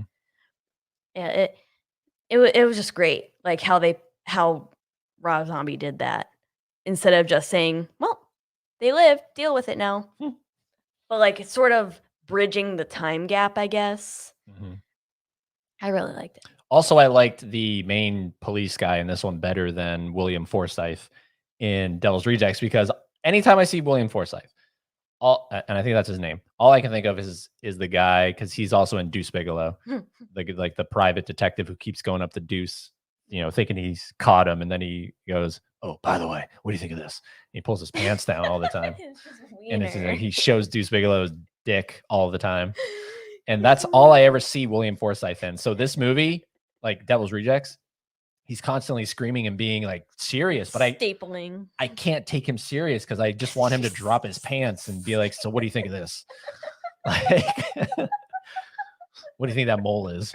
Like, you know what I mean? Shows him your balls. Yeah, and like I just see Rob Schneider going, "God, put it away." So for all those reasons, I think 3 from Hell is vastly superior. But I think it is. I think this is the one that most people don't like. No, it's actually House of a Thousand. Oh, it's still like in terms of ratings, House of a Thousand's the lowest. Interesting. But chat room, what do you think about these movies? I think I forget which one's higher, but it's really only about like 2 points between Devil's Rejects and 3 from Hell. Like they're both just on the cusp of being fresh. Like one of them's 58 and one of them's 56, I think. Gotcha. But I really, really like that Steelbook with the 3 coffins. Oh yeah, the Lionsgate. Yeah, I got that on Black Friday for $10. Has the coffins on the back. I really like. Again, that. You take the slip off and there's their skeletons. Yeah, kind of thing. I really like that one. On the 28th, we sat down and watched Dog Soldiers. But really, it took us like 3 days. So it was literally only like an hour and some odd change, and it took us like 3 days to watch. Yeah, this movie is basically Predator meets werewolves. Meets British people. From the guy who did The Descent. And neither of us really like this movie. But I love The Descent. Yeah. I love The Descent. This is from the producer of Hellraiser. I love when they stick that on stuff. From the producer of. Yeah. All right, he gave his money to that. Now we gave his I guess I'll like it. I liked Hellraiser. I guess I'll like Dog Soldiers. That really means nothing. Yeah, Sorry, Lauren. Lauren, we're just breaking your heart today. Stop listening to us. Very kinetic. Like I thought Michael Bay had wild editing. This movie is very kinetically edited. It's also very zoomed in. I kept thinking like, pull back. Well, somebody and pull back. Get a different lens. Because we were watching the Scream Factory, and the Scream Factory is notorious because typically Scream Factory restores movies very well. This is a really bad transfer. It's very grainy. It still has it looks like cuts in the film itself that I don't know. Like I guess it's a notorious transfer anyway because it looks bad. But that stuff never bothers me because it just adds to the feel of the movie. Grittiness. A nitpick I have on this movie is when somebody's turning into one of them turns into a werewolf, and it's very much like the Lon Chaney Wolfman, where it's just sort of like fades. Well, there's no fade, but there is no an American Werewolf in London where it's stretching. It's just like they're turning, they go behind a desk for 5 seconds, and then they're like a full-fledged monster when they pop up. And it's like, where's the transformation, man? When you're doing a werewolf movie modern day, you better give me a wicked transformation. My gripe with this movie is not only was it very slow, very painfully slow, but like the werewolves themselves were doopy. Well, because they kept cutting away from them, and I have a feeling it's because the budget was so small that they realized how fake they looked. But it's like, then don't do this movie. So they have to keep cutting away, right? Keep them in the shadows. It's like, actually look at them. Like, pull up an image and look at these things. Like, you have like big, broad wolf head, big shoulders. Yeah, I think it'll. Tiny little, is it on here? Little bodies. Here you go. Look at them. look at that. Like, I just want to go up to him and gooey him. I just want to tickle him. Like, humongous look head. At those. Look, big God. arms. God, shave those armpits, buddy. Yeah, my God. Shit. Why is he like glossy? Wolves aren't glossy, they're hairy. Look at that. Look at that. I don't know. And like, I felt nothing about the characters. Like, they're all kind of assholes. Yeah, they are all kind of assholes. And like the woman, I guess there's a romantic interest at some point, and I was like, okay. I love the tagline: 6 men, full moon, no chance. That's cool. Right. I like that. No, that's true. Yeah. And then there was an actual dog. Yeah, there was an actual dog. There was a dog, and there was soldiers. So yep. So it didn't lie. It didn't lie to us, but we weren't fans of this movie. No, it was a movie. So sorry, guys. Maybe we should start doing that from now on. We'll pull up the actual. That's what I said. Sorry. How many months ago? Sorry. I said it's gonna be okay. Mic check. Mic check. Anytime you grab the microphone for whatever God known reason, you grab the microphone, I'm always afraid of the cord acting up. So, mic check. Checking mic. Thank you. I said that how many months? We should do that for. We'll start doing it. Calm down. It's gonna be okay. How did we end the month? To a lot of people, we ended the month very badly, but to us, we did not, because we watched an M. Night Shyamalan film called After Earth. And look, if you know me, you know M. Night Shyamalan is in my Mount Rushmore of filmmakers. He's Lincoln. He's number 4 for me. So I had never seen After Earth. And I had really wanted to, because I had heard, there were some connections to Scientology. Whether that's true or not, I don't know. This is the second collaboration between Will and Jaden after The Pursuit of Happiness, and I love them in The Pursuit of Happiness. So I was immediately hooked on that. And I love anytime Earth is, shown as this like dilapidated dystopian, kind of, like fucked place. And that's everything you get in this movie. This movie has a 12% on Rotten Tomatoes, and I thoroughly enjoyed this movie. Yeah, I thoroughly enjoyed this movie. I wouldn't say thoroughly on my part, but like I can understand the criticisms. You have an accent that they put on for some reason that kind of distracted me, but not enough for me to care. You have Will Smith not being Will Smith, and you know exactly what I mean by that. If you've seen any Will Smith movie, he's not like super goofy and what's up, dog, and stuff like that. Like being funny. Like I don't think he cracks a smile once in this movie. Yeah, his leg's broken and whatever. Like he's pretty stern and serious, and people don't like it for that, because it's like, this is a Will Smith movie. I'm supposed to laugh, god damn it. And whatever. People think that Jaden Smith's like he's just unfit for a role like this. Like he's too preteen. And the choreography is kind of weird, and and he's like a pussy. So like, Okay. So I get, and the fact that it came right after Avatar, so people are of course going to hate on it by association. Sure, okay, I get it. But at the end of the day, it's I think it holds pretty darn good. Yeah. Like I like the idea of Earth being that way, and it's like everything evolved here is to kill you, is meant to kill you. And I believe it. Like I don't know what the hell those things were, but I believe it.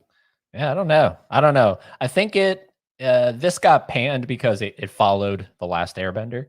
Haven't seen The Last Airbender. Don't plan to.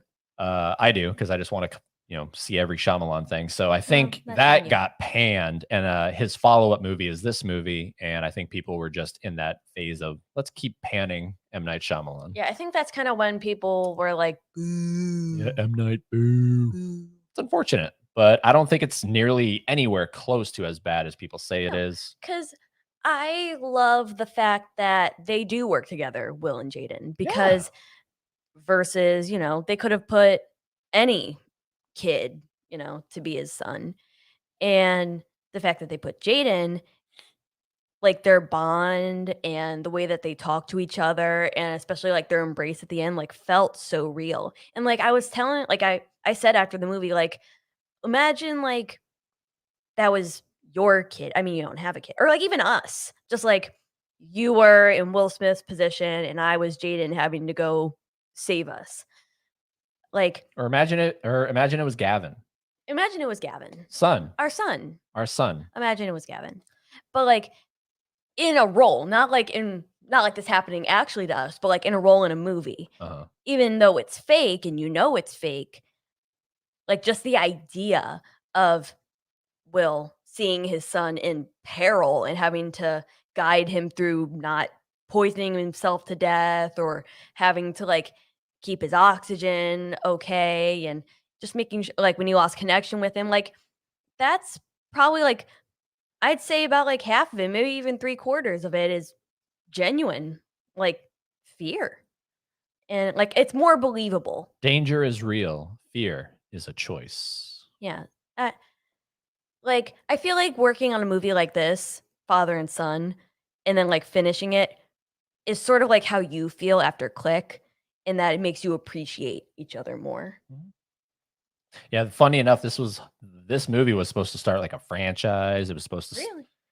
I didn't know that. everything. It was supposed to have a TV series, multiple sequels, and it just hit all that got canceled after it came out. Will Smith called this like one of the most disappointing failures of his career, comparing it to Wild Wild West. Well. But it's a shame. But definitely check it out if you have seen The Pursuit of Happiness and you like them in that movie. It just continues on. Hopefully they do another movie soon. I really like them on screen together. And we have to watch The Pursuit of Happiness. I mean, talk about crying. You'll cry. Like a baby. Yeah, because it's little Jaden. It's little baby. Little baby Jaden. And that was everything. That was everything that we watched in the month of May. Do you want me to do my lightning round? Oh yes, and then we're gonna do our the recommended like Haley's pick for the month, Eddie's pick for the month. Oh yeah. So, but yeah, what did you watch? My lightning round. Bam, bam, bam, bam, bam. So I started my own little endeavors with The Others, with Tom Cruise's ex. Love how you say that. Not Nicole Kidman. She's Tom Cruise's ex. Yeah, naturally. Just how oh, I don't even know her name. Like I know her face. Nicole Kidman. No, not her. The other one. Katie Holmes. Yep, that's all I know her as, is the brunette one of Tom Cruise's exes. I enjoyed it. I mean, Never seen it. You never seen it? The Others? I thought you have. I thought you said it was a good movie. The Others? No, I've never seen The Others. Basically, it's about like the super religious mother, Nicole Kidman. And she has her 2 children who are super hypersensitive to light, to where they can't experience any sort of light at all, or else they'll break out into rashes. It's like, I forget what word it's called, but she hires new help for her home to sort of, keep the house clean because it takes place in the 40s. Her husband is off to war, and some weird things keep happening in the house. And it's interesting because the whole movie takes place in the house. You never leave the house, ever. I like a good single location. Yeah, like anytime, like there was one time where they tried to leave the house and this sort of fog would stop them. John Carpenter, The Fog. It was really, I liked the ending a lot. I ended up liking it on Letterboxd. Okay. Next movie I watched was Gojira, the What'd you call original me? Gojira, the original Godzilla, 1954. Because ultimately, because I'm a big Criterion person, and this is on the Criterion Collection, this is one of like Criterion's, or I believe to be their magnum opuses in terms of what they've put out, because they have that huge Godzilla box set with all of the movies, like all of them up until Roland Emmerich's from the one with Matthew Broderick.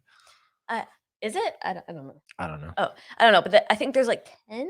That's the only Godzilla I've ever seen, the American one from like the 90s Really? with Matthew Broderick. I've seen. And Godzilla's a chick. She's a female in that one. I think she's always been. Godzilla's a dude. No, is it? Chat room. What do we got? I don't know. Is Godzilla in the original Godzillas, those Japanese ones? He's a dude, right? And then when it was Americanized, they turned they turned him into a chick. I don't know. We'll see. But Laren will fact check. But I ultimately want to get through all the Godzilla films, like all of them. Even the new ones, like Kong versus Godzilla. Yes, I want to get there. But I did see the Godzilla movie in theaters. I forget like exactly it was the one with Elizabeth Olsen, Bryan Cranston, Millie Bobby Brown. What's that one? It was like 20s. Oh, King of the Monsters? Yeah, Godzilla, King of the Monsters? yeah. I saw that one. You didn't watch the original one in that universe? The one with Elizabeth Olsen? No, because I went with a friend to that one, and they were like, because they wanted to go to a movies, and I was like, what's playing? Godzilla. Okay, we'll go. Godzilla. Yeah, Godzilla.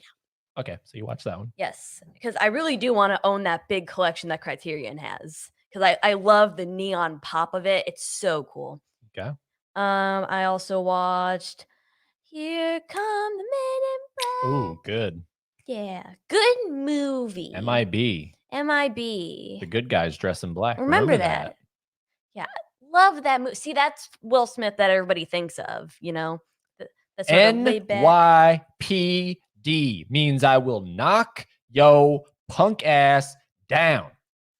For real. And After Earth is very much not that. No, it's very much put it in. Hey, hey, put it in. God, Christ. That's what it is. Yeah, good movie.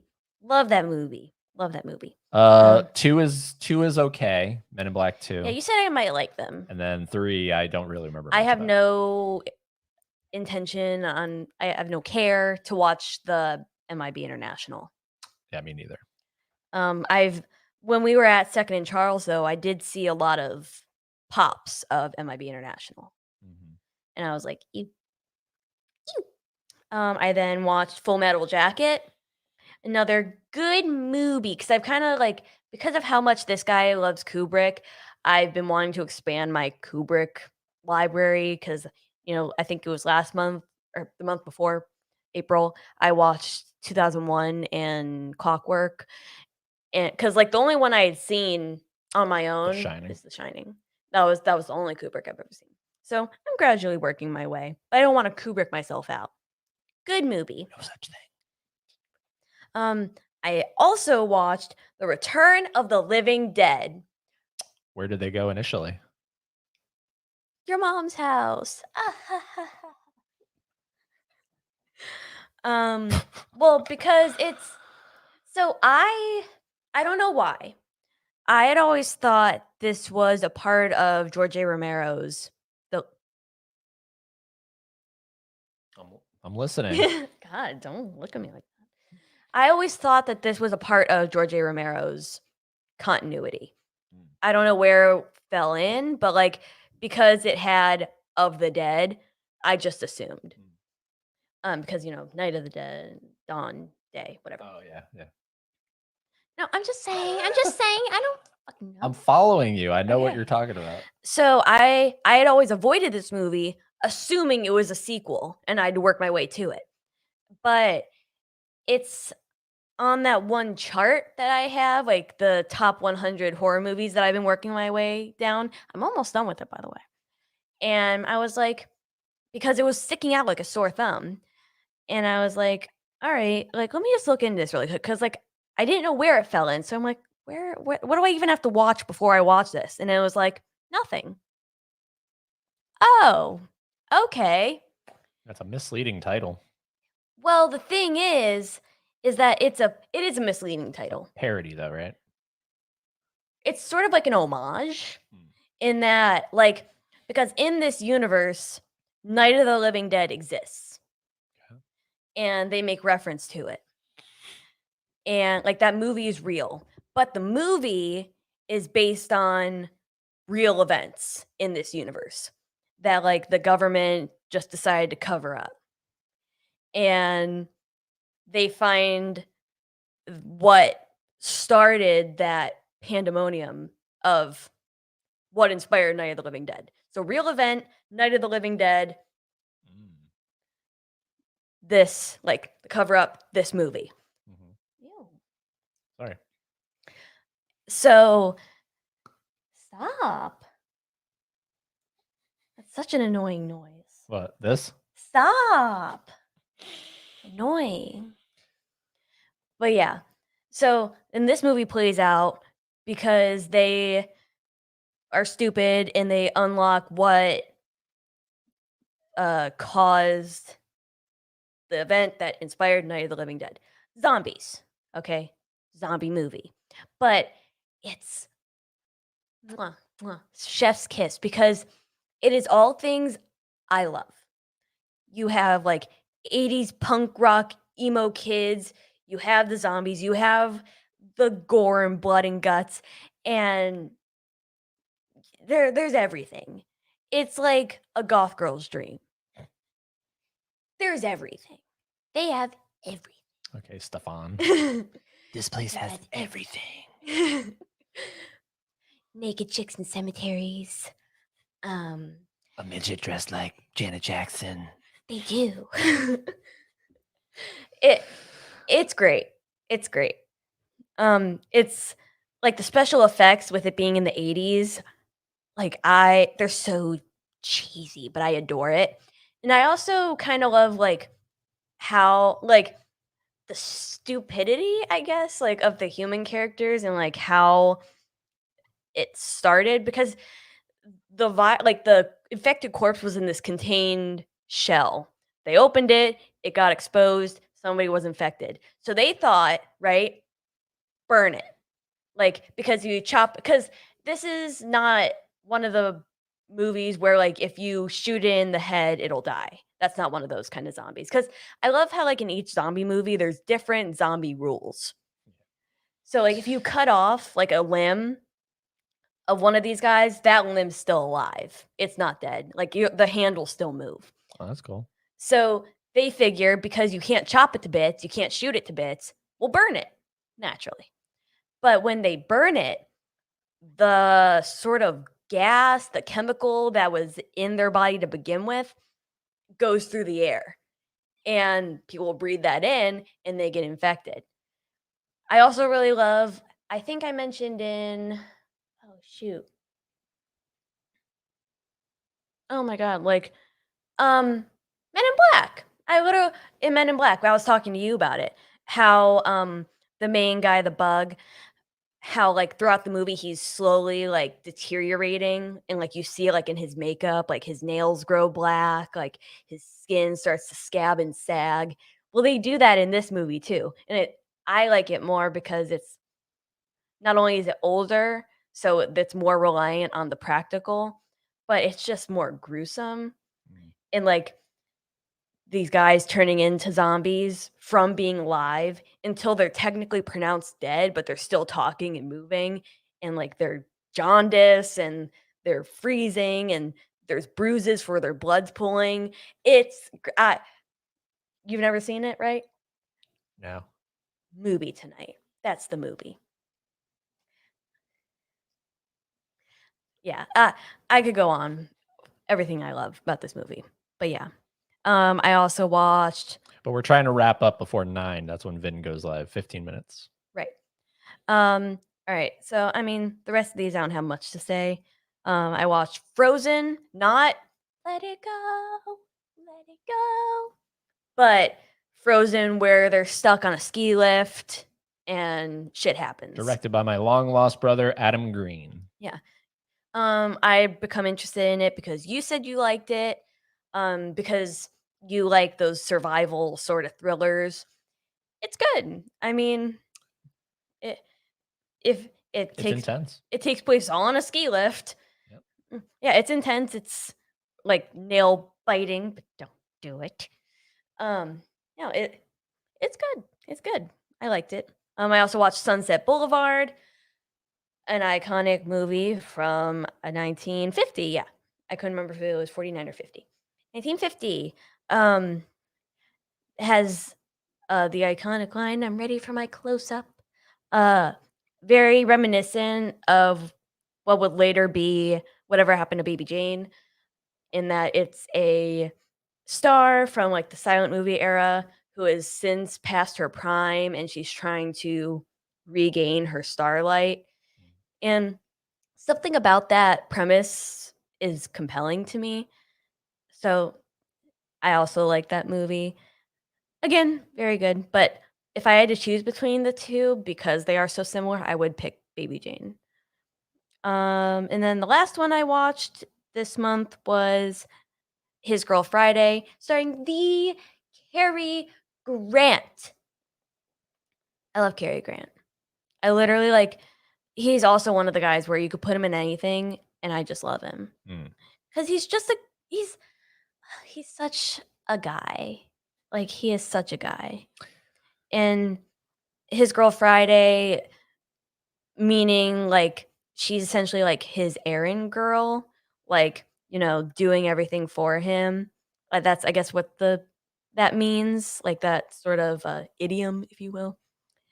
And it's a little rom com. It's stupid. I mean, you have like a guy trying to get away with murder, and Cary Grant is trying to he's a part of a paper business, and he's trying to write about this story while his ex-wife, also a part of said paper business, is trying to get away with her new husband. But Cary Grant just won't let her go because that is his true love. And I don't blame her for going back to him because that's Cary Grant you got right there. You would just pass that up. But yeah, I also like this movie because I did. And that's all. That is all I watched this month. All right. Now, I didn't have I forgot to pull up like a specific slide for it or a card or whatever you want to call it. I think everything we watched, we had a thing that popped up. But for this one, forgive us. Haley's pick of the month for May. What do you got? Return of the Living Dead. That's your favorite thing you watched in the month of May? That is my favorite thing that I watched in the month of May. Yeah, out of although I said it really fast, like it was like obvious, I would give like an honorable mention to Perfect Blue and Men in Black. Hey, come on. What? Don't you like? I hate when people are like honorable mention. It's like Jesus, come on. I mean, all right, so you're going with? I'm going with Return of the Living Dead. Return of the Living Dead. Honorable mention, Perfect Blue. Perfect Blue. Sure. Okay. I am going Don't Look Up. That's my favorite thing I watched in the month of May. And if I have to do an honorable mention, let me see, because we watched similar stuff here. Starting from here. Yeah.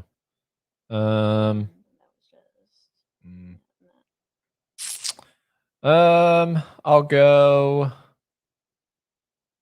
Oh, it's not on here. After Earth. Honorable. It's right there. Oh, I didn't see it. I was looking for their like intense faces. Yeah, honorable mention to After Earth. Yeah.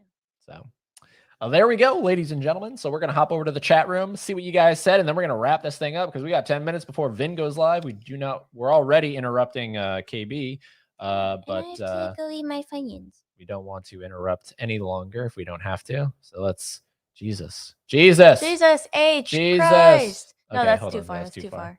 See, the thing is when you star something, it should stay there. Right there. But it didn't. But you know what I mean? When I reopen the comments, it should start there. Oh, I see what you're saying.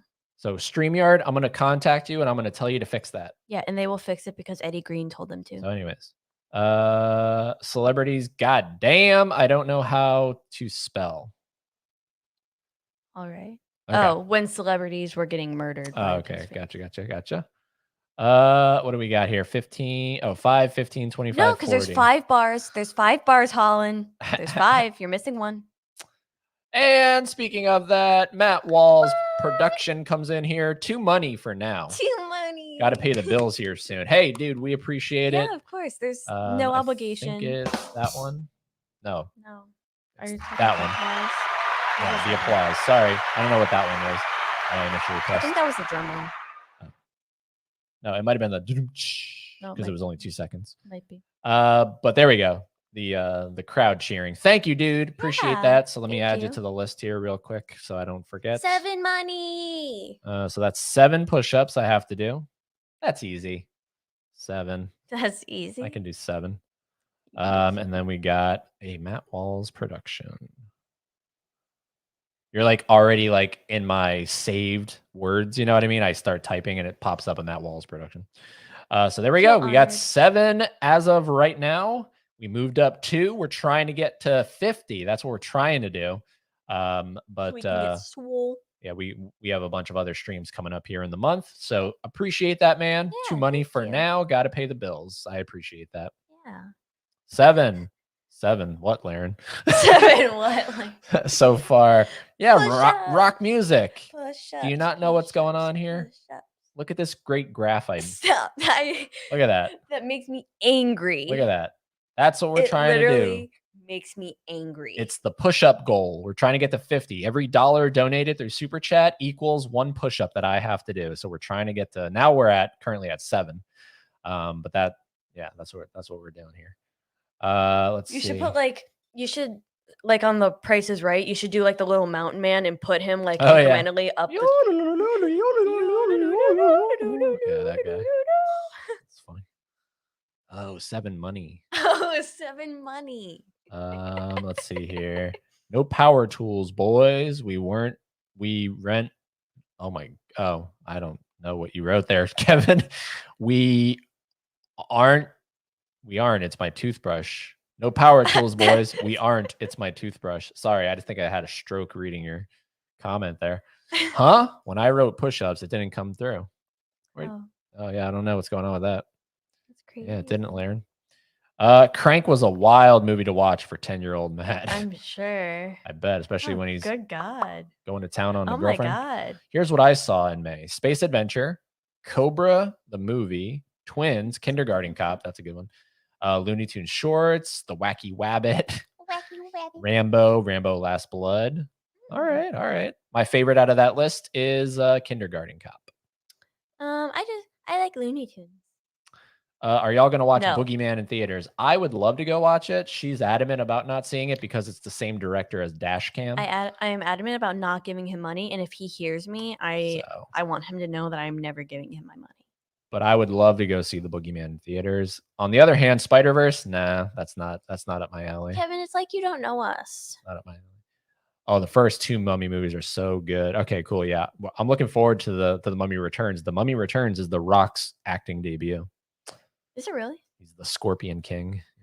I kind of want to see the 2017 Mummy only to see Tom Cruise's fat dumpy. I know, like Stephen King's like praising the Tomorrow. Boogeyman, but I just can't. You guys gonna see Insidious Chapter 5? I need to see Insidious Chapters 1 through 4. You haven't seen the first one? Not all the way through now. I guess I have to see 2 through 4. We all like it in hear nothing but good things. Yes to Insidious. It's been doing well in the. It's doing well in theaters. 12.5 billion. I don't think billion. Oh Kevin. yeah, million. Yeah, right. I was gonna say, good. That makes me think Christ. of Dr. Evil. $1 million. A billion is more than a million. All right, zip it. Zip it. Matt, I looked, but I don't digital codes. I don't have digital codes to give you. Oh, speaking of that, can you grab some of those digital codes over there? I want to give a couple away here, just like one or two, because I think I remember saying something like I would do that on this stream. House of a Thousand Corpses scared the hell out of me when I first saw it as a teen. Eddie saw After Earth. I sure did. Rock music, and I absolutely enjoyed it beyond belief. Are y'all hearing about Apple releasing their own VR headset? It costs $3,500. Okay, cool. There we go. So, oh yeah, I saw that, Matt. I saw it. It gave me very much Black Mirror vibes. What's the one that you like? What? The one where they see everything through their eyes in Black Mirror. The entire history of Yes. you? I don't know. All right, so these are a couple digital codes in case anybody would like them. 3 from hell. Scan that QR code or type in the code once it focuses. That you can't see. It'll focus.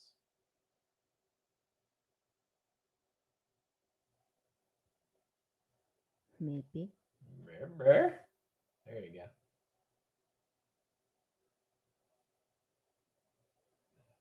Okay. So obviously you pause or rewind or whatever. And here's Crank.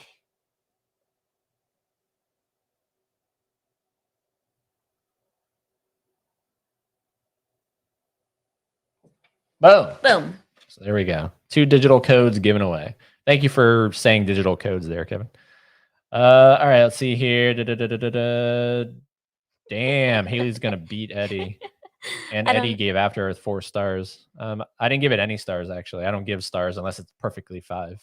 Wait, I don't know why you said I was gonna beat Eddie, but I believe it. Do not watch Avatar: The Last Airbender. Unless you never watched the show, which I've never watched the show, yeah. Through the Lens. Hello. Oh. Watched quite a bit in May, around 40 films, most being pretty great. Fight Club or Tuesday being the best. Okay. Godzilla 2014, I watched today, thought it was decent. I want to get that Godzilla collection from Criterion. Yes. Godzilla was referred to as it before English versions, gender neutral. I don't know. Godzilla just always gave me It's dude just vibes, it's like a he has a lizard. massive dick kind of thing. It's lizard. Lizard. But the creator has said Godzilla is probably male. Oh. So there you go. Probably. We don't know. I don't know. Nobody's checked. Return of the Living Dead was so good. Return of the Living Dead is good. Not a sequel to Romero's films. Fun movie. Yeah, so that's why I've been avoiding it this whole time. Hell yeah. Return of the Living Dead. Killer soundtrack. Questionably naked girls dancing in cemeteries. Yeah, but like oddly mood. I'll be honest. I was a fan of the cemetery dance scene. I'm not ashamed to admit that I also was. I'm sure every guy was, man. Guy. Happy Pride Month to me. Let's see here. I want to hear Ed's thoughts on Return. Show it to him, Haley. Hey, Jared. Thanks for joining there. And then Eric Stone, nice RoboCop shirt. Hello. Thank you. Appreciate that. Yeah, it's a Funko shirt, even though it has nothing Funko-y about it. It is technically a Funko shirt. Yes, His Girl Friday, one of the best. Dialogue and delivery of said dialogue has been imitated a million. Yeah, I guess like one of the criticisms of it is that like there's so much talking, but not like in that there's a lot of dialogue. It's that everybody's talking over each other. So it's like you have like so it's like I need subtitles. I need like 3 sets of subtitles. Gross digital code. It's like I need 3 sets of subtitles just to hear this one scene because everybody's talking over each other. But it's kind of like I kind of liked it for that because it felt very real. Eric wants to know how Cheese is doing. Is that a diss?